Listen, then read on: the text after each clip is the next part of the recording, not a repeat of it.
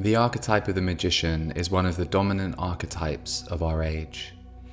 The magician goes by many names: sage, seer, prophet, oracle, wizard, alchemist, wise woman or man. When we think of the magician, we probably think of the wizard Merlin, Gandalf in Lord of the Rings, or maybe Hermes Trismegistus, believed by some to be the high priest of Atlantis. However, as we will see, the magician can be found in the modern age in a range of other unlikely forms. We'll be exploring some of these to better understand how to connect with the magician in an age of misinformation where not everything is as it seems. The main function of the magician is their ability to see beyond the surface. They do this by using their intuition to see the relationship between the part and the whole, to reveal the bigger picture which otherwise would be hidden from view. Seeing holistically in this way can transform how we relate to current circumstances, revealing future possibilities and therefore new choices. In seeing the world anew, we restore balance and harmony to our lives in place of chaos. In its healthiest expression, the magician uses this power to uphold the core values of freedom and equality to serve the good of all. The easiest way to connect with the magician is to know what it is not. Every archetype has its shadow. However, what is not commonly understood is that the shadow is a polarity with both an active and passive expression. The active shadow of the magician is called the detached manipulator. The passive shadow of the magician is called the naive denying one. By considering each polarity carefully, we can find a point of equilibrium from which to engage the magician archetype in all of its transformative power. We can begin to know the detached manipulator by considering our collective fascination for stage magicians. Whilst we know that stage magicians don't actually subvert the rules of reality, we still delight in their skill in making us believe they can.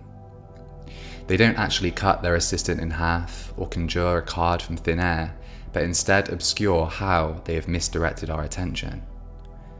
Understanding this helps us to identify the detached manipulator when they appear in everyday life. When we find a detached manipulator in society, it's not cards they're hiding up their sleeve, rather information. Detached manipulators are connected to their intuition sufficiently to formulate a vision of the whole, but may choose to fabricate information or misdirect our attention from key information in order to gain control.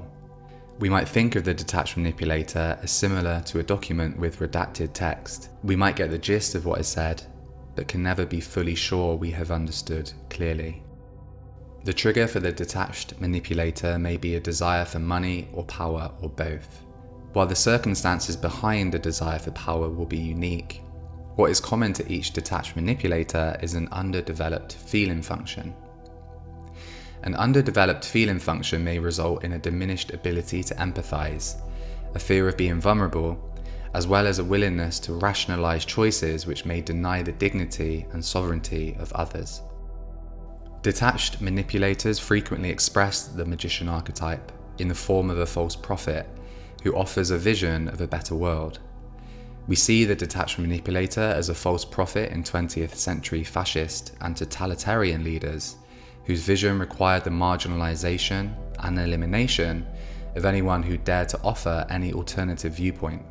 Often charismatic and gifted in communication, detached manipulators fabricate and/or obscure information to further their agenda and infiltrate their ideology into the minds of the masses. Where else in history, or indeed today, do you see the detached manipulator as a false prophet? What makes it possible for the detached manipulator to gain so much control? The other shadow polarity, the naive denying one. One serves the other. Unlike the detached manipulator, the naive denying one may doubt their intuition and ability to see the whole, leaving them confused and vulnerable to the detached manipulator's promises for a better world.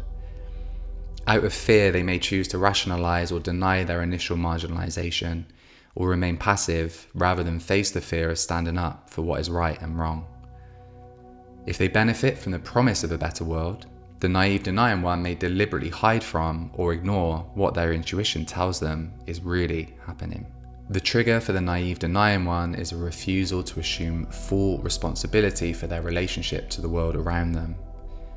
In the words of Sigmund Freud, most people do not really want freedom, because freedom involves responsibility, and most people are frightened of responsibility.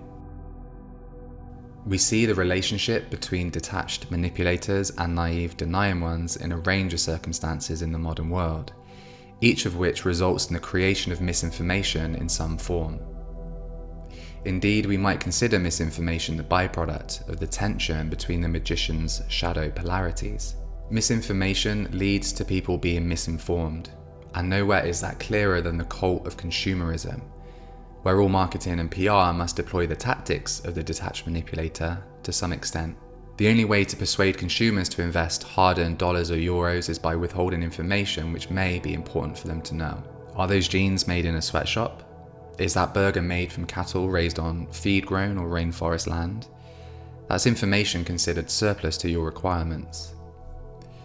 It's fair to say that some brands have become akin to modern-day spiritual movements, with tech leaders as gurus attracting millions of devotees willing to ignore the psychological sleight of hand which manipulates them into accepting each upgrade, regardless of whether it's needed. The line between influence and manipulation is thin, and it's easy to be drawn in like a moth by the shining lights. We might say the rise of consumer power via online rating systems has helped to restore balance between the detached manipulator and naive denying one. And indeed, perhaps no harm is done when it's just a pair of jeans, fast food, or a phone. However, when it comes to products we rely on to establish our basic health and security, that's a different matter. When detached manipulators in the political world step forward to serve the interest of detached manipulators in the business world, we really have a problem. Once elected, politicians believe it is their job to please as many people as possible, including the interests that fund them, in order to maintain power. However, this is not possible without obscuring or spinning the truth in some way. Consider so-called big tent politics, which promise something for everyone whilst obscuring the values conflict these promises actually create. We, the voters, are the naive denying ones, deluded every 4 to 5 years by the sense of power given to us to choose which politician and their corporate sponsors we wish to support. Politicians who prove incompetent will again use misdirection by assigning blame for their present failures on the past failures of their opponents. Or if their lies cannot be denied, they will shapeshift into the denying naive one, claiming that they had not been able to foresee the consequences of their actions. Accepting failure as an essential part of our humanity is a noble idea only if it's a grace given to every human being. Sadly, the elite manipulators of the world will continue to set one rule for the many whilst ignoring them themselves. In the face of endless half-truths by politicians and the business interests they represent, is it any wonder people become prone to outlandish conspiracy theories that seek to understand the bigger picture and the hidden hand that turns the wheel? Or revert to becoming detached manipulators themselves and creating misinformation to combat lies with more lies? If we don't consult our intuition as the basis of discerning what is true, we play our part in the creation of misinformation by our unquestioning consumption of it. Or we may willfully ignore our intuition to avoid the risk of losing social status and relationships that rely on our acceptance of the detached manipulator's narrative. If the detached manipulator has truly been successful, the naive denying one will actively work to defend their lies by calling out any alternative viewpoint as misinformation or conspiracy theory. Sadly, this may unwittingly limit the diversity of voices and views required for a democracy to function. So what is the antidote in this age of misinformation to the many detached manipulators peddling snake oil on the promise of a better future? We already have this available to us in the detective, so well known in film and literature in characters such as Sherlock Holmes and Miss Marple, as well as hundreds of modern-day versions. This may not seem so obvious, yet the detective is nonetheless an expression of the magician archetype. Unlike the false prophet, the detective provides us with a sober expression of the magician. While the false prophet attempts to impose order on present chaos with grandiose visions of the promised land, the detective instead focuses on creating present order by resolving the chaos created by past crimes. In detective books and films, the story always starts with the discovery of a crime, an injustice that leaves the world out of balance. Enter the detective to rebalance the scales of truth and falsehood. Using their refined intuition and deductive powers, they are able to identify key forensic details which reveal the bigger picture in which the criminal's deceit is revealed. Their deduction reveals a hidden level of order within the chaotic aftermath of the crime, and in so doing, justice is restored to the people affected. Of course, the detective also offers us both shadow polarities. The active shadow of the detached manipulator is the corrupt cop who deliberately ignores, withholds, hides, or even damages key evidence which otherwise would help convict the criminal. The passive shadow is the incompetent or naive cop whose limited intuition and deductive powers leads them to a false conclusion, leaving them victim or the puppet of the criminal's genius.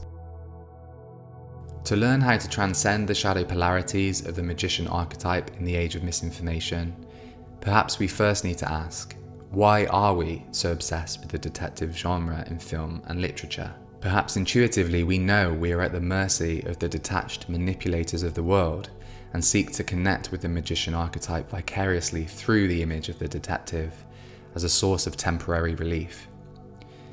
Each time the detective successfully solves a case, revealing the hidden order from the chaos of the crime scene and restoring justice to the world, we too are able to feel as if the world is safe once more, our free-floating anxiety temporarily eased.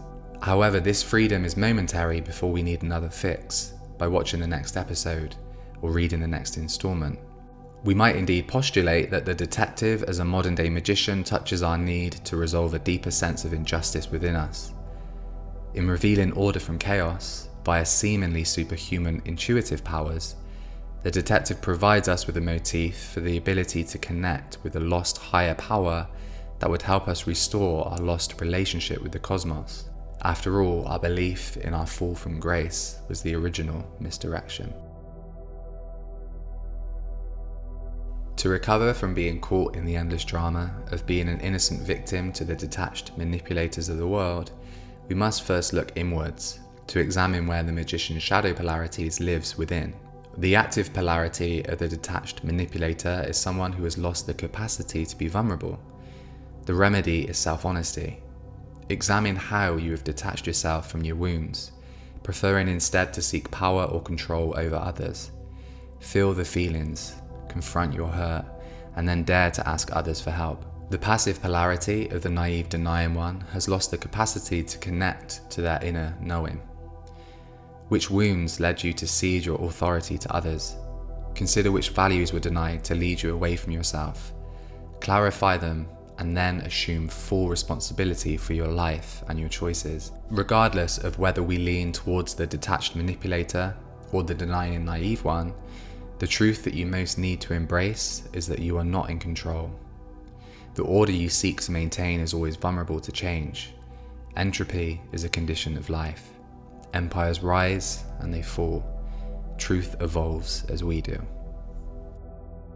As we seek to resolve the magician's shadow polarity within, we can also learn to consume information differently. We can do this by embracing the magician archetype in the guise of the journalist, who, in an ideal world, should operate like a detective. Neither seeking to manipulate information by seeing patterns that do not exist, or being a passive consumer, the journalist seeks to reveal what is hidden by giving due consideration to all the facts. It's true that today, journalists are often the hidden hand of detached manipulators, who are the financial backers of media organizations, and are therefore robbed of their true function to hold power to account. However, in the age of misinformation, the journalist archetype is alive and well with those who seek alternative facts. Although the phrase "do your own research" has become a conspiratorial meme to ridicule this process, the journalist's attention to detail, impartiality, and quest to find out what information is true can act as an inspiration. This doesn't have to be a complex process, but one in which common sense can guide you. If something feels off, trust your gut, especially if media organizations are ignoring their responsibility to examine other points of view and instead smearing the people behind them. Only you can be your trusted source of media, your own news agency. Only you can be your own fact checker. As former Times editor Jonathan Foster said, if someone says it's raining and someone says it's dry, your job isn't to quote them both, but to look out the window and see for yourself.